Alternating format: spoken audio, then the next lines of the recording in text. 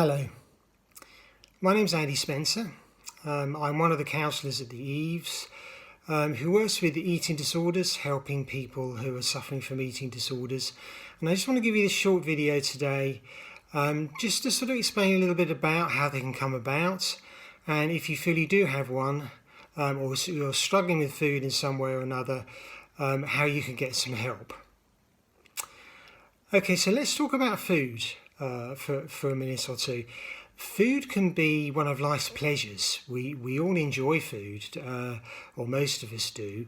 And food often sort of presents a challenge for us because there's lots of yummy foods we often like to eat and want to eat, but they're not always the healthiest of foods for us. And we need to actually have some healthy foods as well, which some people find quite bland and quite boring.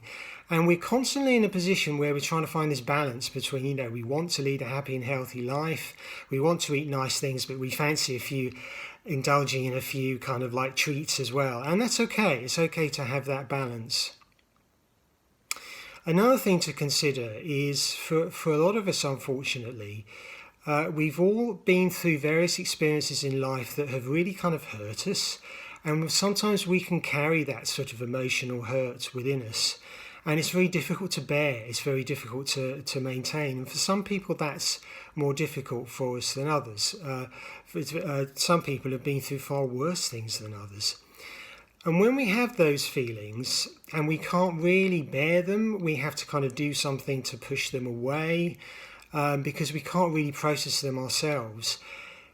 It's very easy to start using things to kind of help us with those feelings. And one of the things people can do is they can use food. Because if you eat a lot of food, or sometimes the wrong types of food that aren't particularly good for us, it can numb those feelings and give us some sort of relief, at least for a temporary period of time.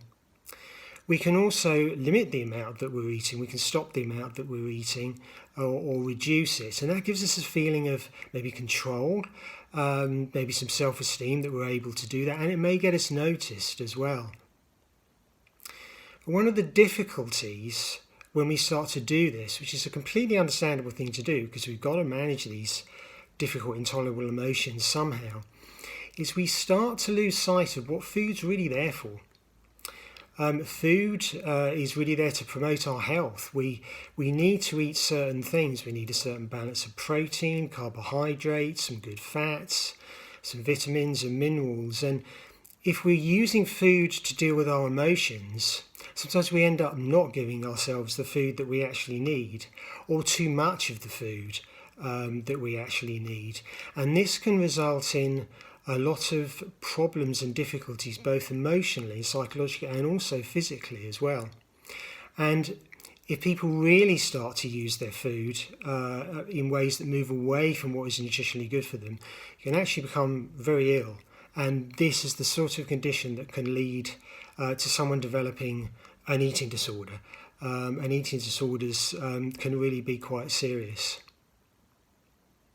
So if you find yourself in this predicament where you're struggling with food, you're not happy about what you're eating, you're finding it difficult, or you think you may have an eating disorder, there's some things you can do. And one of the things that you can do is you can reach out to people. There are people who are there who will really help you and support you. They'll help you to understand how this came about for you. To maybe sort of empathise with you, and they will understand how this came about for you, and also what you can do about it, how you can start taking some sort of measure to start not using food in that way, using other ways of supporting yourself so that you can promote your health and a happy, balanced life by eating more of the foods that you need. And it doesn't necessarily mean you have to never have a treat or you have to always eat healthy foods. But it's a question of finding that healthy balance for yourself. So there are people who are there. They're there at the Eves. There's counsellors at the Eves that will really be able to help you with all those challenges, which can be really difficult, and there can be a lot of resistance towards doing that because a lot of people who are suffering from issues around food, they feel a lot of shame, they feel out of control, they have low self-esteem, and it's very easy to become very isolated, and it's really hard to reach out. But I really hope to convey to you in this video that there really are people there who will help and can help, even though it can be very difficult to reach out, and I fully appreciate that.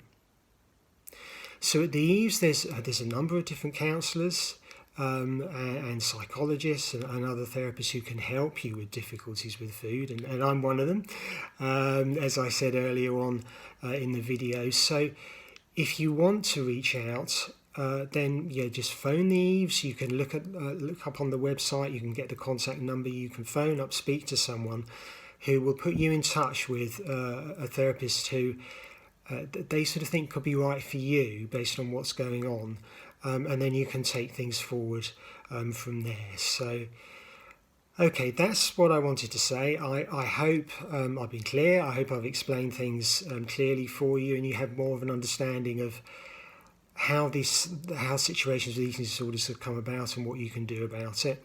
And I really hope that it's sort of maybe inspired you and encouraged you to reach out if you feel you really need to do that, because you don't have to live with lots of difficulties around food if you choose to want to make some changes. Okay, thanks very much for listening. Bye.